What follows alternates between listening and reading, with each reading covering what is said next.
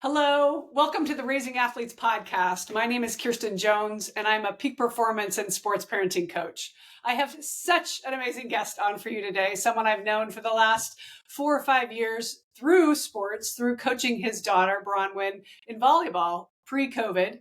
And Matthew Del Negro, it's so fun to have you on because your story of grit and resilience and gratitude and attitude is everything we talk about here on the Raising Athletes podcast every day. So thanks for being here.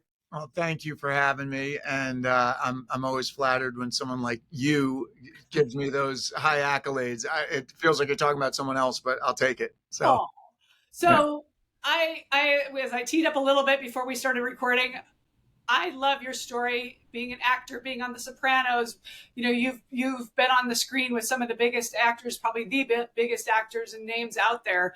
But it didn't start that way. And I want to use this time to talk about, because I think with our kids, a lot of times we have this idea about when our kid likes soccer or likes swimming or likes lacrosse, we start to have these fantasies about what this may become, even when they're 5, 6, 7, 8. I hear parents about that all the time. Oh, my kid really hits the ball well. I think he's going to be on the tour pretty soon. And yet when you flash forward 20 years and, oh, is Brian still playing golf? Oh, no, he quit that long ago. Yet as a young parent, you don't know that. And I don't blame anybody for having those ambitions, but it all starts with the fundamentals of what you're learning through sport. So maybe you didn't start out as an actor. In fact, you came to it quite late, as I understand, for what some of these what actors do. So let's start off with your story and sport and where you grew up.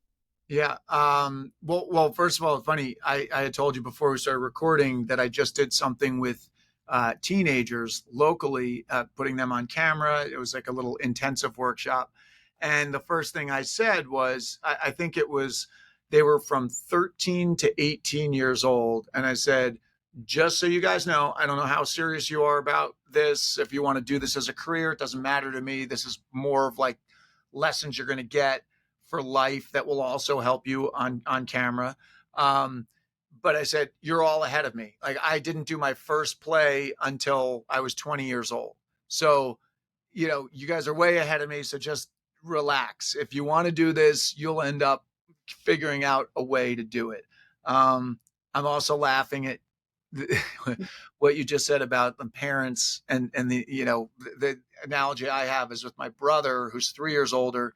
He's got two daughters that at one point in their life, they were skiing pretty competitively. He lives in Northern California, and they were on the Alpine Meadows ski team, and they were going up every weekend. He was traveling with them. And I said, do you think they'll go to the Olympics? Because they're really good. And he's like, and he's like, I'm not going to say anything, against them. He's like, but, they're at the time they were maybe 12 and 13. He's like, if they're going to do it, the people that go to the Olympics are the ones whose families move from, Marin County to Truckee, and their kid skis 7 days a week all around the year. They go to the Pacific Northwest and do the camp over the summer. Like, are they going to go to the Olympics? Like, these, maybe, but it's not really. And it turns out both of them stopped. They got into lacrosse. They kind of stopped skiing competitively a while ago. Still great skiers, but now one of them just finished her freshman year playing lacrosse at Colgate. The other one committed to Lehigh at the beginning of her junior year. She's going into her senior year of high school. So the what you talked about, the dedication and the discipline translates, but are they going to be what they were, whatever sport they were at 8? Are they even going to want to play sports by the time they get to college? I don't know. You and I have talked about this. I think it's gotten a bit nuts. I guess I'm getting off topic of my story. No, this is great. That's great background for exactly what we were talking about. And maybe you could back now into how you got into acting through lacrosse. But Yeah. college or I was lacrosse. kind of the other way. Yeah, I was kind of the flip. Like, I played, as a kid, I played everything. I played football, basketball, lacrosse through freshman year of high school. And then I played football and lacrosse all the way through senior year. My sophomore year of high school, I was trying out for JV basketball. I went to a tryout, and I remember thinking like, I don't know if like I want to ski in the winter. I want to. It's not competitive, but I just want to go skiing with my friends. I love skiing, and I decided not to. And I just kind of I just focused on football and lacrosse. And then I loved football, maybe even more than lacrosse, but lacrosse was more open to me going to the next level. I ended up playing lacrosse in college, and same thing at the end of, kind of, I go into it in the book, but like a kind of like a little midlife crisis at 19 going on 20, around a breakup and all of this. I was in Italy, and I kind of veered completely 180.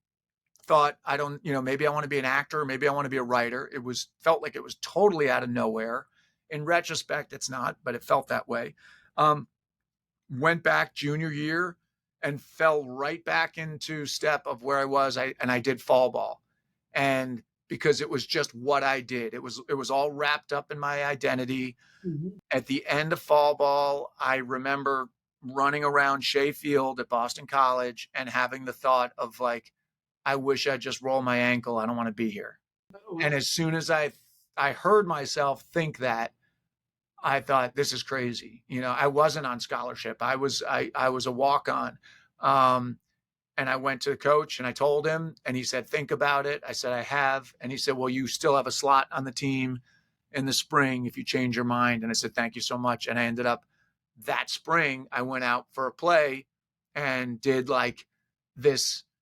I mean, it wasn't even at the theater at BC. It was like in a lecture hall. It was a one act play called Hello Out There by William Saroyan. It was in a lecture hall. It was, I think, a 1 or 2 night performance, 1 or 2 night run. And but I absolutely loved it. And as soon as I did that, I told anybody that would listen that I was going to be an actor. And I think people probably thought I was, nuts, but I was like, yeah, that's what I'm going to do.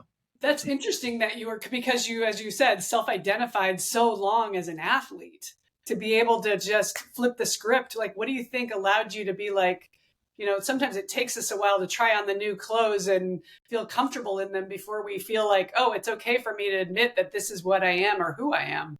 I I think for me, shedding that identity was harder than picking up the new one, because that was like a lifetime of sports and hard work and time put in and sweat and everything, and just kind of like a whole fraternity of lacrosse, like it was a whole thing, but kind of along the way, I always felt like I loved, like when I was in college, I loved my teammates, loved my team. I loved like the freshman year, you go into school and you have friends that are, seniors, juniors, sophomores.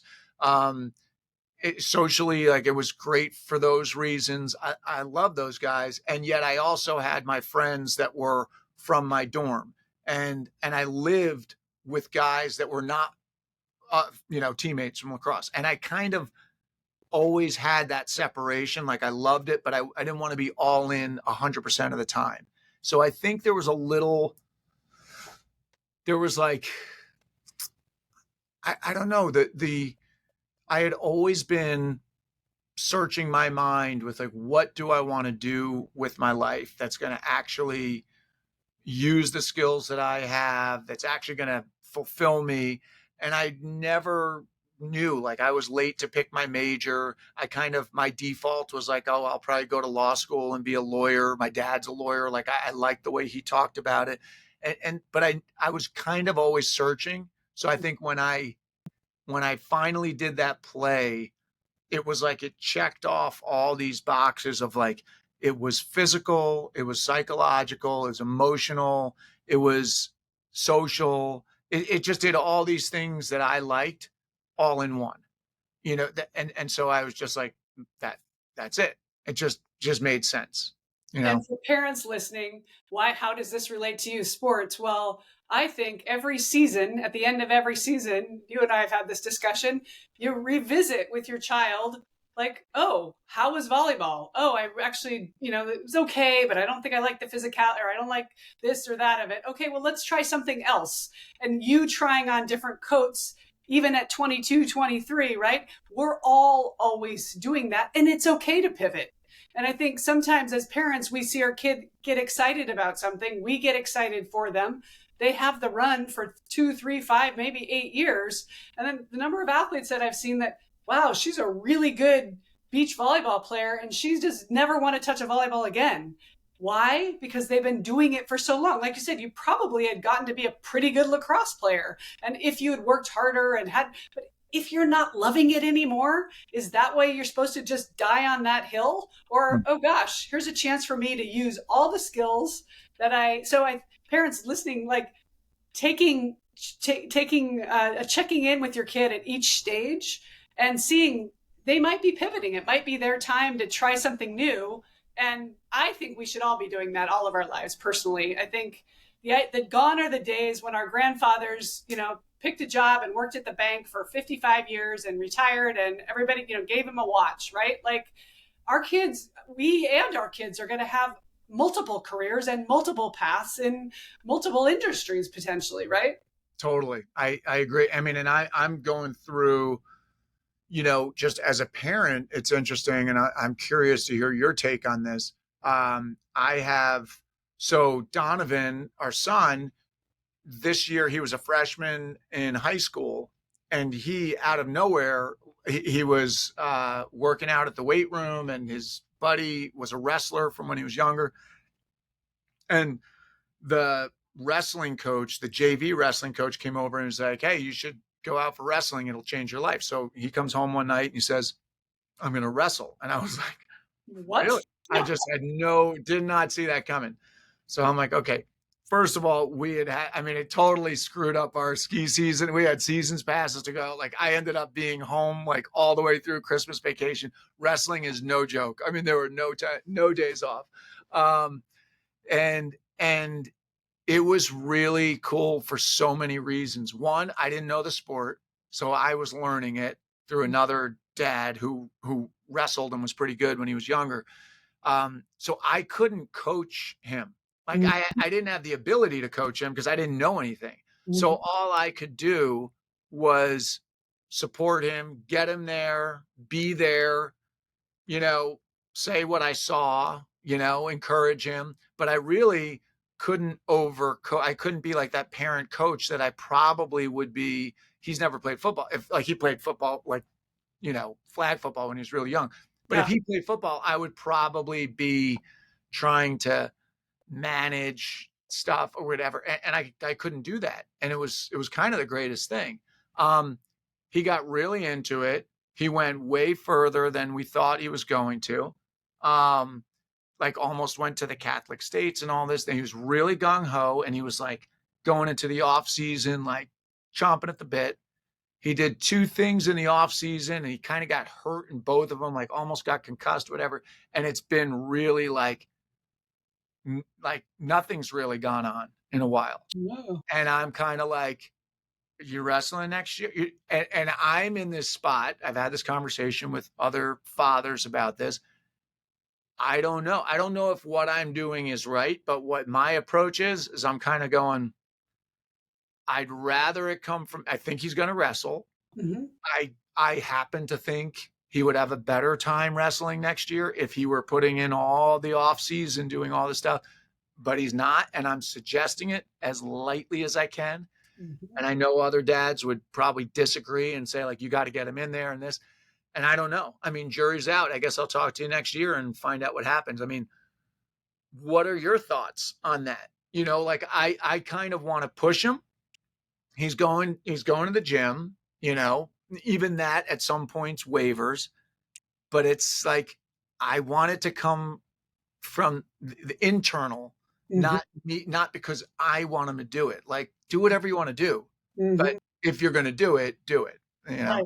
No, you're 100% right. And I was just having this conversation with my 19-year-old last night over dinner, and he was saying, when you used to tell me like you need to eat better and you need to work out and you need, it's peanuts. It's as much as it's coming from a place of love and wanting them to not have, okay, wrestling tryouts are tomorrow. What have you done? Oh, nothing. Well, you're trying to help them plan, but that frontal lobe is so wide open that the executive functioning isn't online yet. So there isn't that understanding that cause and effect, that timing is, oh, okay, I got to keep putting on the work. And as much as we feel like that's obvious because our frontal lobes are closed, it's not to them. And frontal lobes, PS in males can go up until 25, right? Where they don't close. So one of them is, yes, keep softly. And then also, I always like using the technique of, is it the coach or is there somebody that's a year or two or three ahead of them that can be the guide from the side versus having, oh, well, my dad says, because also the instinct as a human is to push back when somebody says, well, you should do this, right? Like you say, don't tell me what to do, right? But Parker, my 19-year-old said, I own it now. He goes, last summer, he was having a really rough summer. He's actually going to Colgate in the fall to play basketball. And it happened literally within the last 12 months. But last summer, moping around, not eating well, not sleeping well, up until 2 a.m, video gaming. And he said, I decided I'm intrinsically motivated now. He's like walking around with his shirt off, making eggs and, chicken. And he's so fired up because he goes, it can't be your dream, right? It's what you've always said, Mom. It has to be mine. And now I'm owning it, but it took a while for me to get there. That's really cool to hear, because that's what I want to believe. I think that is what I do believe deep down, but fear, and I think that goes into a lot of what parents do. I think fear that, oh no, did I let him get away with not doing as much as I think he should have done? That's what then causes me, like, I can't help myself sometimes. And I go, did you go to the gym? Did you, and I'm like, I didn't want to say that. I just want to leave it alone. Let him do it. But so that's good for me to hear. And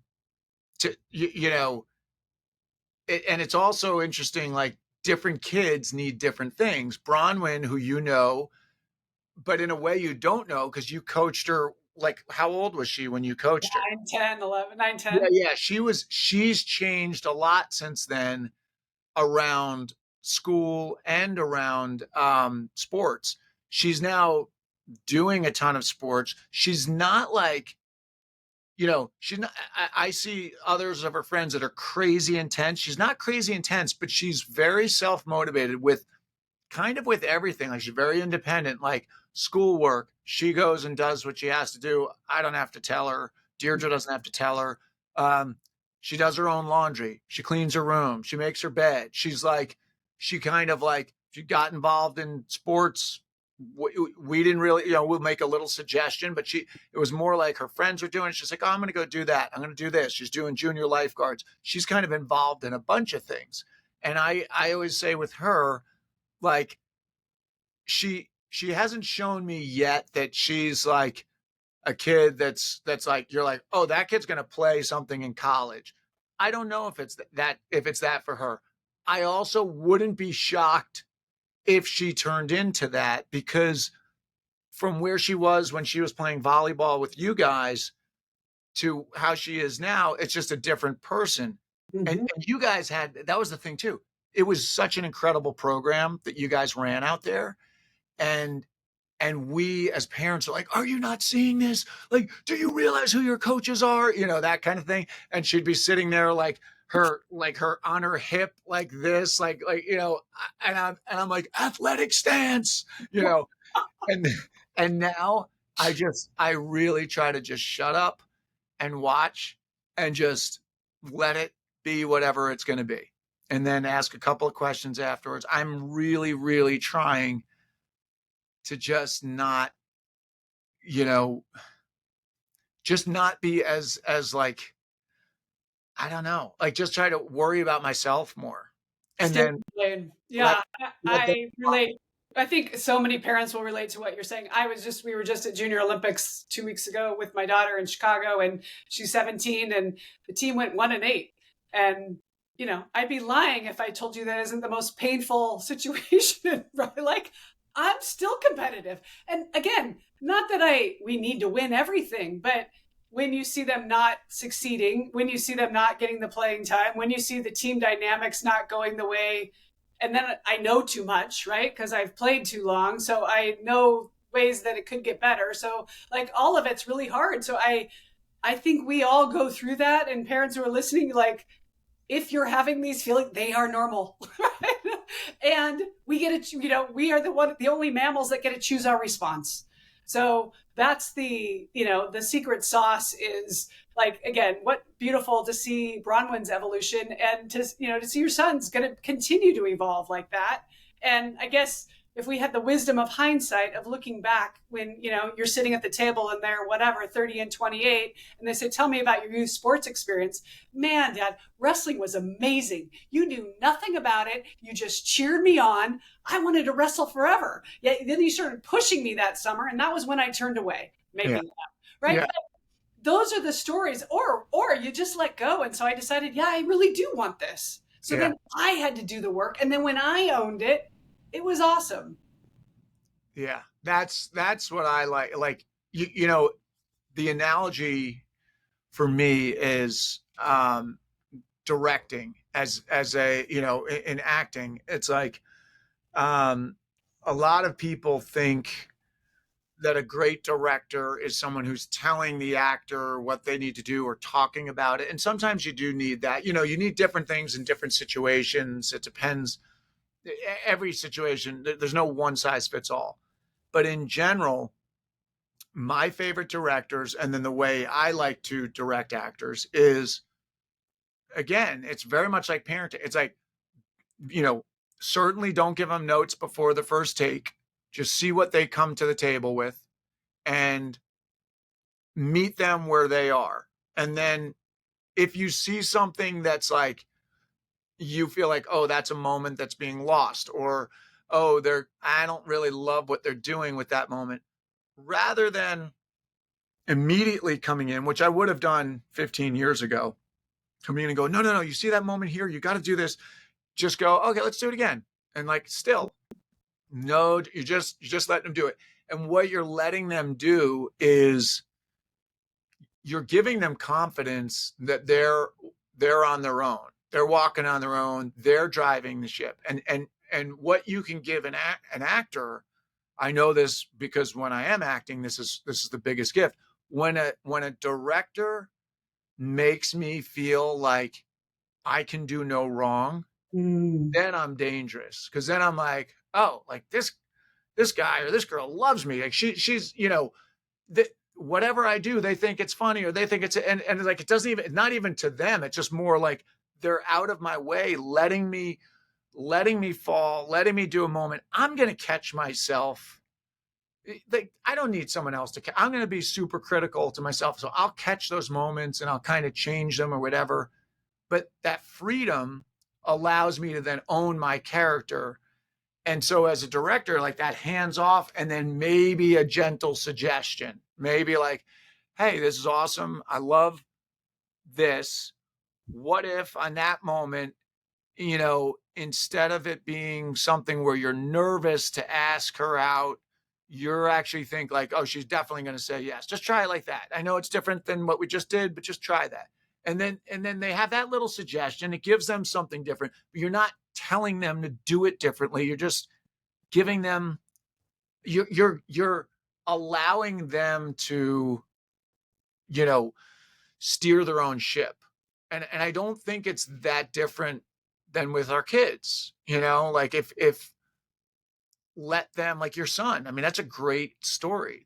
When he wakes up one morning and decides he's got to hit the gym and he's got to do this and that, that's going to stick with him, way more. That's what we want, is we want our kids to have that little internal drive that they don't need us around, you know? Yes. I, I'm curious, do you agree? I think the root it's kind of like, I always say in acting, the root of bad acting is feeling like you're not enough. So you push and you over push. And as a parent, Do you feel like the root of overparenting is fear that your kid's not enough, and then that will reflect that you're not enough? That's kind of, I think, my theory. The college cheating scandal. All of those people have millions of dollars. They can go buy a building or donate it to get their, but they're spending those because what does it say if my kid doesn't get into that school? That's a reflection of me. No, those two are completely separate. Where you went to school or where you made your money and what school your child goes to or what team they play on has nothing to do with you. Yet we are conflating those two, and the exact same thing happens in sports. My child's success and which podium they get to reflects on how good of a parent I am. Not true. Your child's ability to be the good character kid who doesn't get a play, who cheers on their team, who pivots and tries the new thing, that is the reflection of being a great parent. Oh, wow. So what? Now what? That didn't go that well. What are you going to do now? Are you going to own it? Or am I going to helicopter, snowplow, drone parent in and fix it? And that's where you have a lot of parents that they're feeling their own lack. And I think that's where I go back to the most successful athletes who, many of them as well. They're leaning so far back in their kids' sports experiences because they know, like actors, but they know how hard it is, that they feel like if that's what they want. I love the Steve Kerr story. His kid was playing kick and chase soccer, and halfway through the game, kid's out literally lying on his back picking dandelions, and he runs out to him, "Hey, buddy, how's it going?" He's like, "I don't like this." He's like, "Do you want to go get ice cream?" "Yeah." And he goes, "All right, let's go." He goes, they're like, "How did you let your kid quit soccer at 8?" He goes, "It's not his thing. He doesn't need to be a pro soccer player." He goes, "It was my thing." But to be able to separate, yeah. And again, I struggle with that. Like I want to, if I'm playing Monopoly, I want to win. Even my 53-year-old self, come on, you know better than that. Okay, maybe I don't say it out loud, but it's still something that it's how we're wired. And like you said, two different kids, two separate wirings, and where the paths they may take will be totally different. But we hope that the connecting factor is they're both intrinsically motivated. Yeah, that's what, and that's in terms of my athletics and my career and my life. I really never felt like I was that good of an athlete, to be honest. I felt like I was okay. I was like middle of the road. Had a lot of friends more athletic than me. I mean, I feel like I'll meet guys that didn't even play sports. I think they're more athletic. What I did have was a lot of uh, desire and drive, and and patience. So I kind of was like willing to do. I was slow like at learning. I feel the same way as an actor, to be honest with you. I'm very I'm very slow. Like I kind of have to assess the situation, figure out what the world of it is, figure out what you need to do to be successful in that world. And then I can kind of go about doing it even if I'm not that good at it, even if I'm getting beat, I can still kind of like buy into the process of it and get better and get better. And so maybe that's good if parents are listening, if they have a kid who really wants it, but they're not that great of an athlete. I actually think that's going to kind of get you, if they're going to be a great, great athlete, they need the drive and they need that athletic ability. That's, to be one of the greats. But if they're just going to you can have a pretty long career as I did, not really being, it wasn't any, I was fine. I was fine. It wasn't horrible, but it wasn't a standout. But you use that exact same thing to be successful as an actor as well, because to your own admission, you said, I start slow, but the fact that you're still willing to keep showing up, even though you're not an A-list actor yet. Hey, like, watch it. Yet. It still could happen. It could happen tomorrow, right? It does. and that's kind of the way I see it. Like if it's something that you're super passionate about, then you keep showing up. And yes, you start the podcast in 2017 and you do the book in 20. And now in 23, I'm going to do some classes. And we don't know which thing is going to blow you through the roof. It may be acting. It may be your greatest calling may not be acting. It may be teaching those actors that who knew that you had that gift, but because you are willing to keep showing up, That's that's that's right. Well, that's what I feel. Yeah, it's like what's the engine underneath, and then like if you can remove the ego and about what it looks like and kind of trust. I mean, yeah, it is similar. It's like is it I don't know, is it Brene Brown or might not be her. It's one of those the whole thing about reparenting, like you're reparenting yourself and yeah. kind of are you're doing all this stuff, you're doing it to yourself. It's like, how can I look at myself even as I'm talking about looking at my kids? How can I look at myself and when I screw up or I'm not as good as I want to be, go, all right, that's okay. What are you going to do now? Like, what are you going to do tomorrow? And I go through this, you know, maybe more than a lot of your listeners because my particular industry is so like I'm forced right up against uncertainty all the time. I'm forced up against not being good enough all the time. Whereas other professions, maybe you only are up against that, like when they do the quarterly review or the annual review or whatever. Maybe entrepreneurs, if entrepreneurs listen, they have the same thing that I do, where it's like, where are you right now? Like I'm constantly assessing it. So I can go from being in great flow, feeling like I've got it, I've figured it out, and then all of a sudden, like something comes around the corner and smacks me in the face, and all of a sudden I'm throwing a pity party or whatever, and I'm better now at recognizing it. I recognize it, and then I just go, all right, this is not going to help me. I gotta shift my perspective, and then I gotta go show up again. We've Yeah. been tiptoeing around it, but I love your book, 10,000 No's, and you have a podcast of the same name. This is exactly what you're talking about. Let's talk about reframing. I think that's an excellent topic for athletes as well. And I get asked that a lot. Like, okay, my kid just got cut, or they aren't getting the playing time. How do you? Maybe we can use an acting analogy, or what comes to mind I know one of your chapters is called Reframe. What advice would you have to parents of athletes? I would say, well, the first thing that comes to my mind in this moment with reframing, just because today the news came out, like today is the first day of the SAG strike.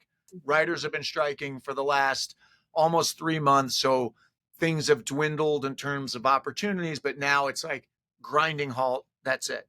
So my reframe of that is similar to what I did in the pandemic. I go, oh, okay. Instead of going like, oh shit, I'm not going to have opportunities for the next whatever, who knows, could be a couple months. I'm going, oh no, I have a script that for an independent film that with a great lead role in it for me that a friend and I have been working on for the last several months. It's actually right now in really good, it's getting good feedback, it's whatever, that's something. So I'm like, okay, that's something where maybe we're going to go into the realm of probably still working on the script, but it's pretty close. Maybe go into the fundraising realm of that. I go, oh, okay, I have all of this time, I'm also working on something else that's like a collaboration with someone. I have time to do that. I'm going, okay, auditions aren't coming in, but a lot of times auditions are interrupting the work that I'm doing on these things or the teaching, the workshops that I'm putting together and all this. So I'm going, all right, I'm going to spend these next couple of months unencumbered by pausing my life to prepare an audition. Because that's what happens. Auditions come in, everything gets thrown off the desk. That's what I do. So I'm going, oh, this is a good thing. I'm going to build this up. So by the time we come back, I'll be doing that. And I'll also have this at a better level. So it's just reframing, it's just taking whatever it is that comes your way and going, instead of saying this happened to me, going, oh, this happened for me. Like there's some opportunity in this perceived setback, you know? Sometimes that feels honestly like justification. You know, there's a part that I really want, I don't get it. You know, you get really close, you don't get it. And then you say, well, that's okay because something better's coming. You know, Right. is that a justification? Maybe Maybe. on some, but it's like, what are you going to do? You can't hold on to that. You can't hold on to that last moment. It's like, you know, in sports, it's like, you know, you let a shot go, it bounces off the rim, just doesn't just doesn't bounce the right way. Yeah.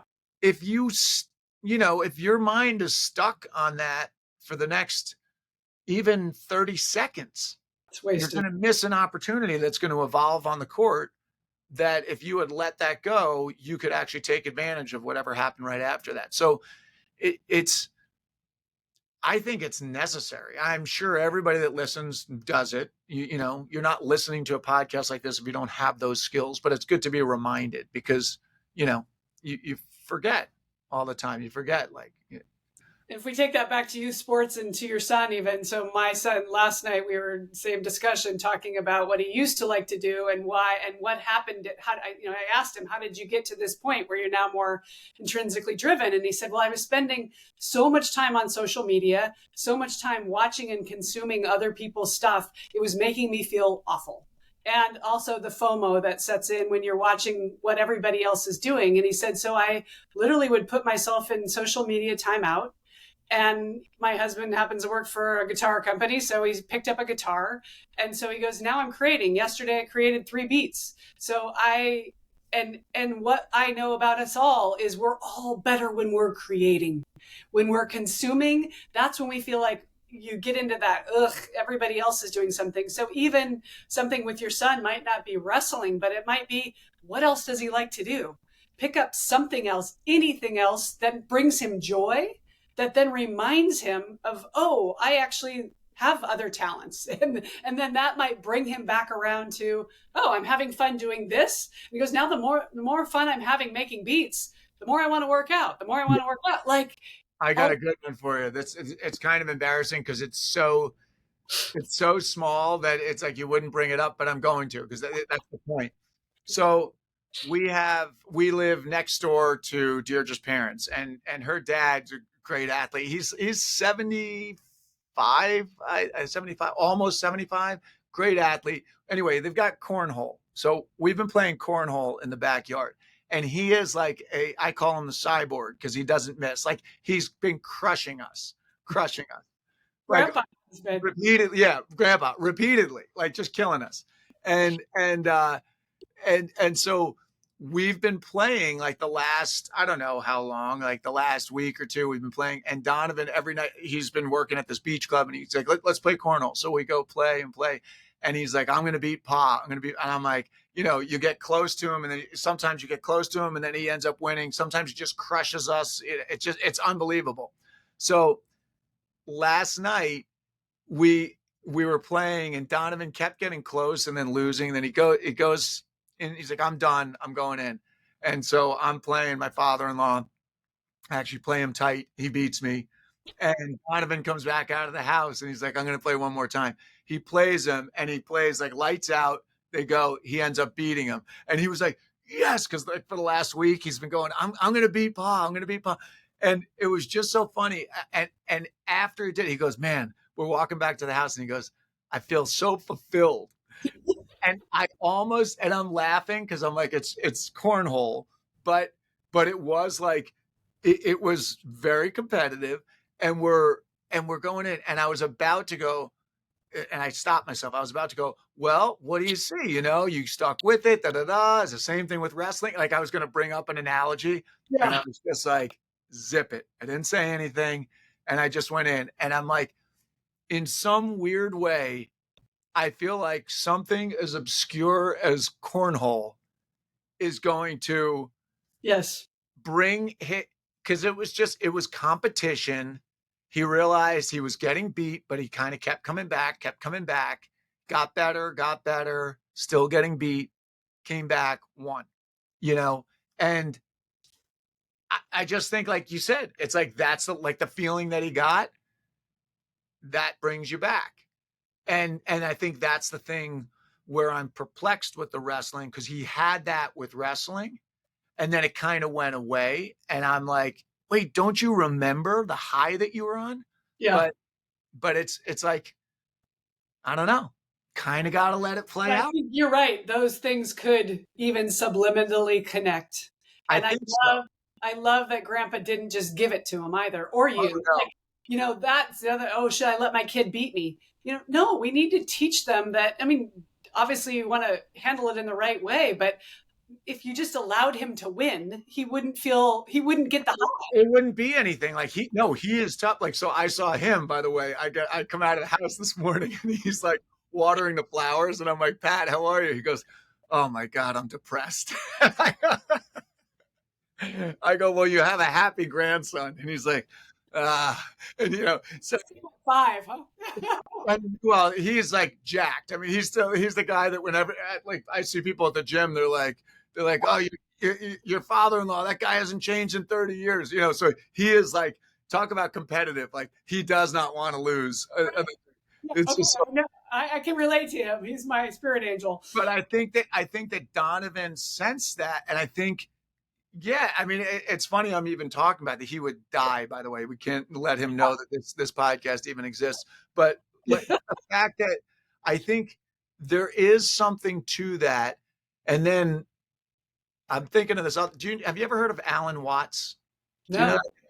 It's a guy, I don't know how somebody must have sent me something on YouTube, but I don't know if he's a philosopher or something, but I'll listen to his things on YouTube. And he had they're really interesting, like Buddhist philosophy, all kinds of interesting perspectives on life. But something I heard today, he was talking about how, you know, school, the original definition of school was actually play. Like, it was like that we're supposed to be having play, and it's turned into something where it's a means to an end. And he was talking about how we have this tendency to take these things that we enjoy and then turn them into something that we're going to get something from them. And he's like, the minute you do that, you lose the whole point of it. The point of it is to be unattached to the outcome and to just lose yourself in the thing. It doesn't mean you don't work harder to get better and all of that, but like, it's play. And think about sports. Like, I think that's and acting as well. It's like, I feel like that's what's kind of happened nowadays with sports. It's like, it feels like a freaking business from like fifth grade on, maybe even earlier, with club Yes. teams and the whole thing. It's like, That's exactly what my book is about. Is we've sucked all the fun out of it, and it's gotten so serious so early that you can't just go out and have fun. And what do you want to do? And the question is always, so are you going to try and play in college? And like, why can't I just play because I want to play, right? Why can't I just play because I enjoy this? But it's always about the outcome. You're right. We're focused on the outcome. You got to have the goal. You got to be wanting what's next. Not necessarily, but you got to be driven and be accountable, and you got to be learning all the skills that we want you to learn. Then you can apply to whatever comes up in life for you that's next. yeah. And that's why the cornhole example, it's like, It's a it's good a one. game in a backyard. Yeah. You're not get well, actually now you can do that. You can do that on ESPN now. I Yes. just saw it like 2 weeks ago. So I guess you can turn that into something that's not just fun. But Yes. but like, it's basically, it's a game, and it's a backyard game. It's like, it's competitive, but it's like, it is what it is. You're not gonna, I don't think a lot of people are thinking of cornhole as a career. It's like, but that play, the sense of play and competition, it's like, yeah, there's lessons to be learned there, I think. Um, Man, your listeners are going to be like, what the hell was this conversation? It was fun. I'm having a great time. So actually, so into that point, I guess we should wrap up. I would love you to answer. So our last question that we always ask our listeners, and I think you should take it through the lens of acting or athletics, but I always like to ask, the best athletes I know do this. Or you could say the best actors I know do this. And I would assume there might be some similarities. Yeah. I think I think it would be exactly what we're talking about.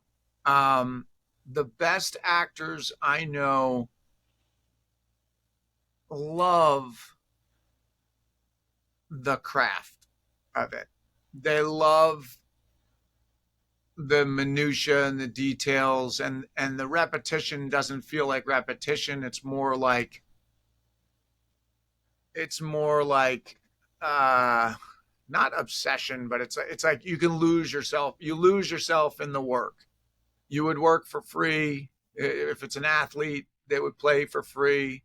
They would, you know, watching them uh watching them work. It's like it's not a job. It's like a calling, you know.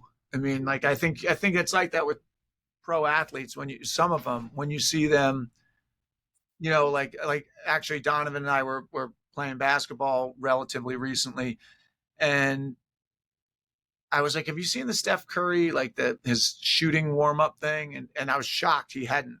And so we just like pulled it up and watched a little, and like watching his warm up before the game is so cool because he's so loose. He's just throwing it up, and like he does one hand here and one hand here, and it's like it's so loose, and it just looks like that's breathing for him, Yeah. you know. And so I think that would be that's probably the thing. Is that just like a real joy to actually be doing it, you know? I think the best actors, athletes, entrepreneurs, whoever, they are so in love with what they're doing, they get into flow, right? Like Yeah. that's what you're talking about. Is he's in flow. He's not thinking about, oh, I have to put. He's just flowing. But that's repetition. That's the discipline over the years. That's the joy of the discipline of the practice. Then the outcome is the outcome. But I'm not attached to, play 90 games a year. They're going to lose some. So it's not even so much about how many games you win or lose, but how much can I get into flow by working on the details and making the details better, which is going to lead to better outcomes. Yeah. Yeah. Yeah. I I mean, agree. It transfers over any field, same thing with it transfers to parenting, if you're really just kind of in it for the right reasons, you end up figuring it out kind of, hopefully. yeah. You're going to make mistakes. I use the But analogy in the book of being a potter, and that's kind of what we are as parents. And we have this idea that we're going to make, a beautiful vase or something. But, we start potting, we're usually making ashtrays, right? And the less that we are trying to mold the clay and make it perfect and it needs to be exactly what I need it to be. No, you need the clay and all of the water and the right environment and the right feedback. And all of that is what allows pot to become the pot or whatever it's meant to be. yeah, yeah. This is a great. I love the conversation. So I, Thank I you. I do think your listeners might be like, "Man, what the hell was he talking about?" But that's fine. We had fun. Thank you so much for coming on, Matt. This is so fun to catch up with you. Please Thanks tell for me. having me. Yeah, I love seeing you, and I really love the look of the book in the back. Looks Thank great. you. A Yeah. copy is on its way to you now. So, All right. Good. Good. all right. Well, thank you, Thank. parents, for listening and for tuning in. And you can find Matt at what's your handle? Oh, Instagram. It's at Matty Dell. MATTYDEL. That's a good Yeah, place to follow find. him. He does great videos about failing and winning and putting himself out there. And if you need motivation, I usually wake up and get to see his smiling face talking about some adversity, rain coming sideways through flooding and high waters and everything. And it's such a great metaphor for life. Like that's what we're all going through. So thank you so much for sharing your wisdom and the space here today. And it was fun having you Thank on. you for having me. Really, really nice. I love what you're doing, and I appreciate you having me on. Parents, like, share, send us questions. Text me 503-319-2209. A comment or a question or a topic you want covered. We're doing it all. We're falling down, picking ourselves up, and doing it all over again. Let's do this.